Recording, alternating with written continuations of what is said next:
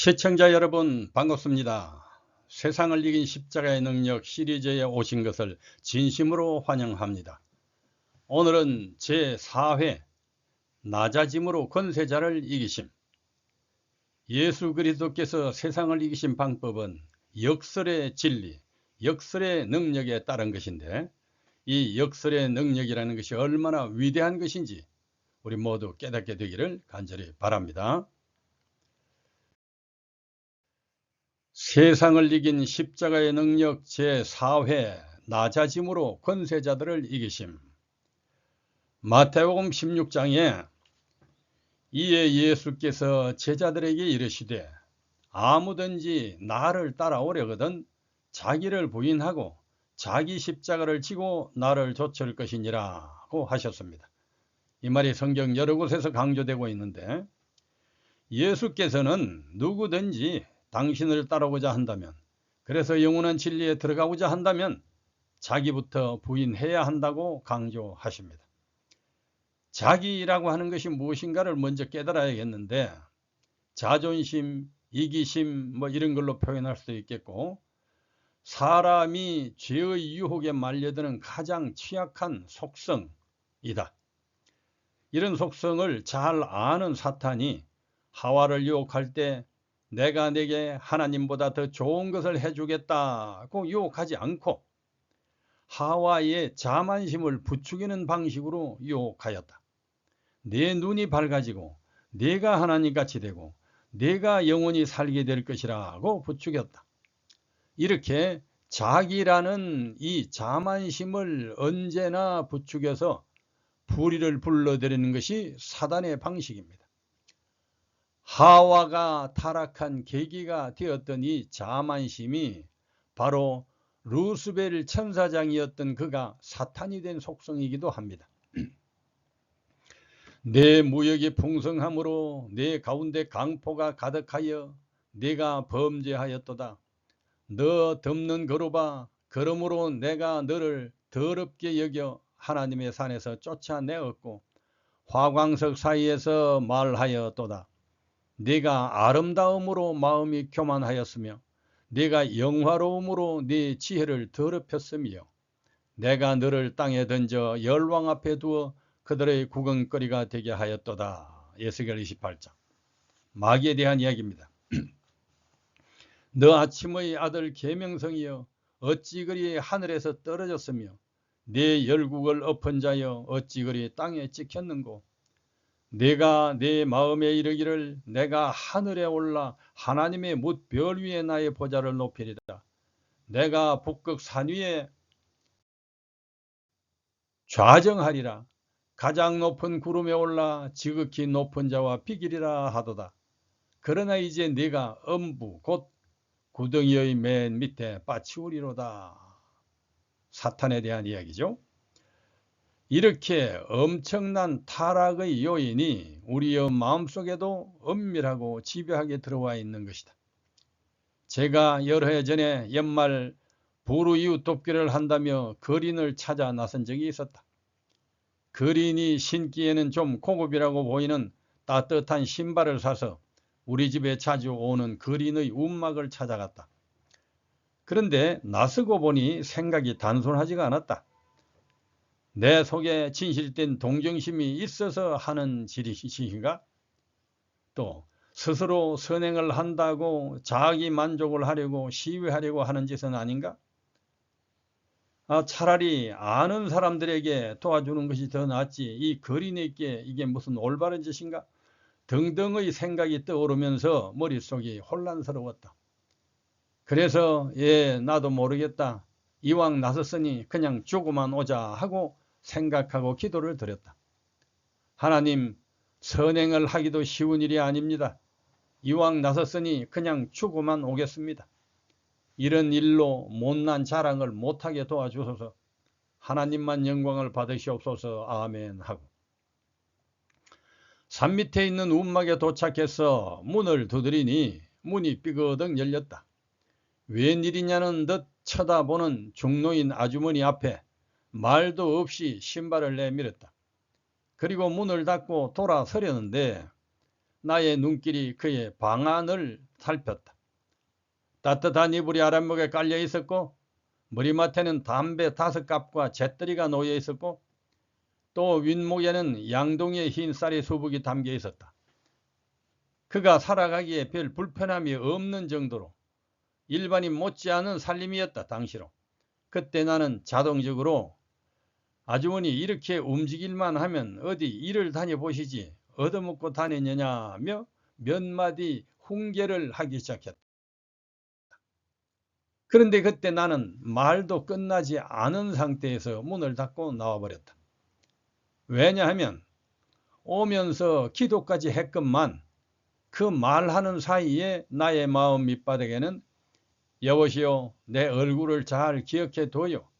이런 선행에 감사할 줄 알아야 돼요 하는 자기라고 하는 것이 고개를 치켜들고 있었던 것이다. 이것을 깨닫자마자 조금 전에 오면서 기도드린 기억이 났고 빤히 맞대고 있던 나의 부끄러운 얼굴을 반사적으로 돌릴 수밖에 없었다. 이것은 의도한 것도 아니며 바라던 것도 아니었다. 거리님께 나를 나타내어 어떻게 하겠다는 것인가?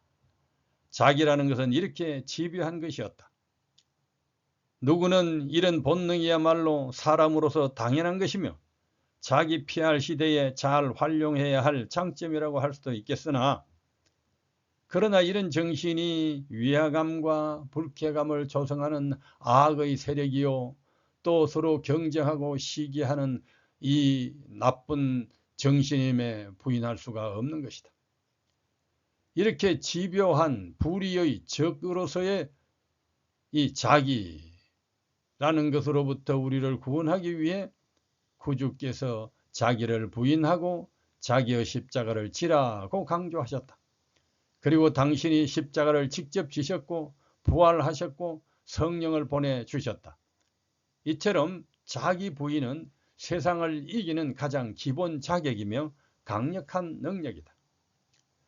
이렇게 자기의식에 빠져있는 인간을 회복시키기 위해 주님은 자기를 부인하라는 기별을 기본적으로 강조하셨다. 그리고 자기의 십자가를 지고 주님의 길을 따르라고 하셨다. 그리고 친히 십자가에서 돌아가심으로 자기 부인의 모범을 보이셨다. 그리고 사도 바울은 이 희생을 낮아짐으로 권세자들을 이기는 믿음의 능력이라고 정의를 했다.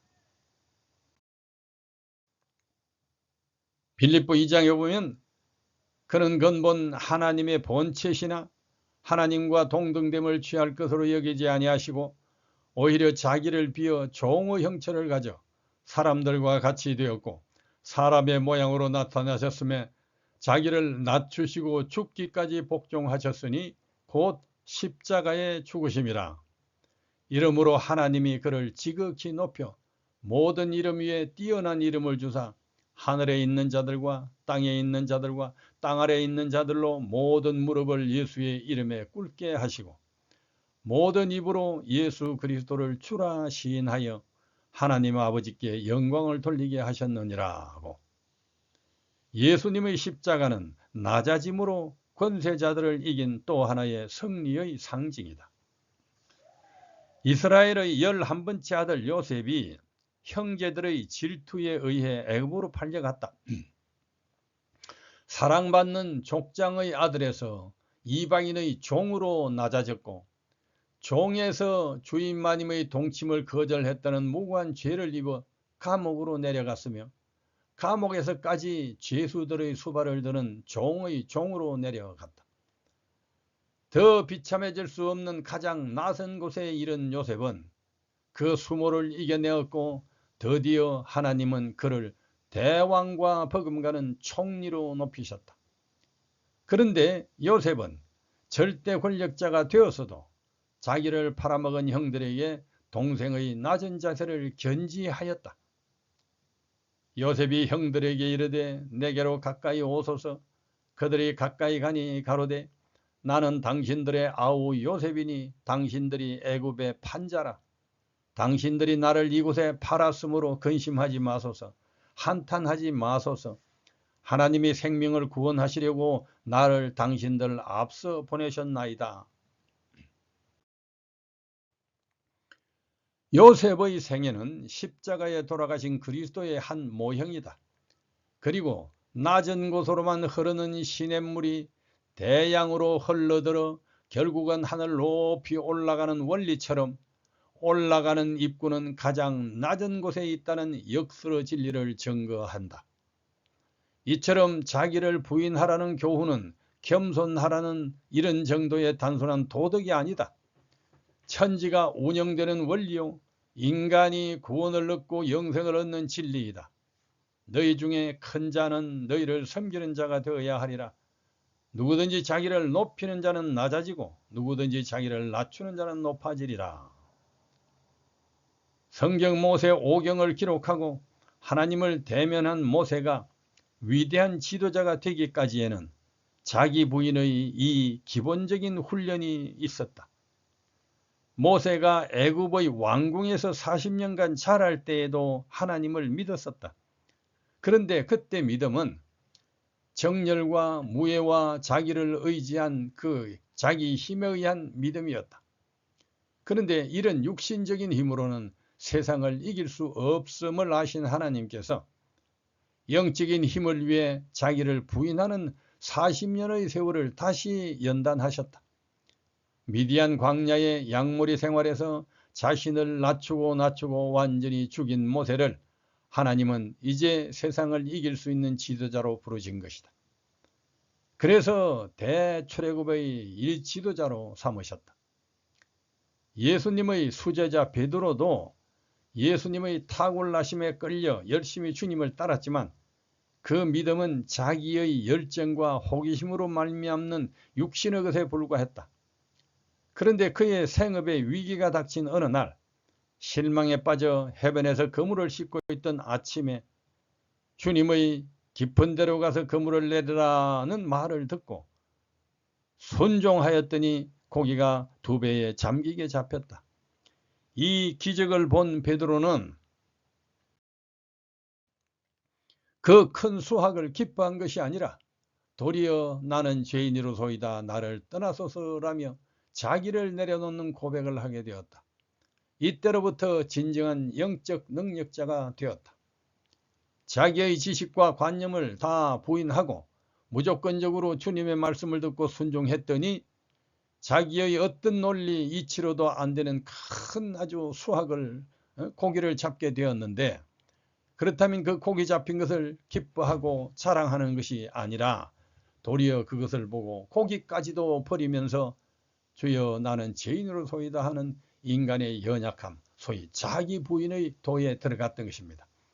성경의 모든 위인들이 이러했고 우리도 꼭 이래야만 악한 세상을 이길 수 있습니다.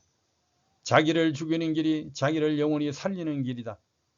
주께서 돌아가시기 직전에 세조예식과 성찬예식 또 침례예식을 지정하셨는데 이 마지막으로 제정하신 예식이 바로 자기를 죽여 장사 지낸 침례예식 또 자기 부인의 예식과 같은 의미로서 자기를 내려놓는 반복 훈련이었다. 우리는 자신을 살리면서 하나님 나라에 들어갈 수는 없다. 우리가 거룩하게 된다면 그것은 자아를 버리고 예수님의 마음을 품는 일을 통해서 이루어진다. MB 산상보훈 143페이지입니다. 자기를 부인하는 길이 세상을 이기고 천국에 들어가는 십자가의 왕도이다. 낮춤으로 더 승리하는 이 비결, 십자가의 도, 의미와 그 말씀과 행위가 멸망하는 자들에게는 미련한 것이요 세상 사람, 세속적인 사람, 이 현세만 보는 사람들에게는 그리 어리석을 수가 없지만은 구원을 얻고 영원한 승리를 바라는 우리들에게는 하나님의 능력, 세상을 이기는 힘이라. 고린도전서 1장 18절. 제4회는 이만큼 합니다. 다음 제5회는 믿음으로 불신을 이기고 세상을 이기신 모습을 봅니다. 감사합니다.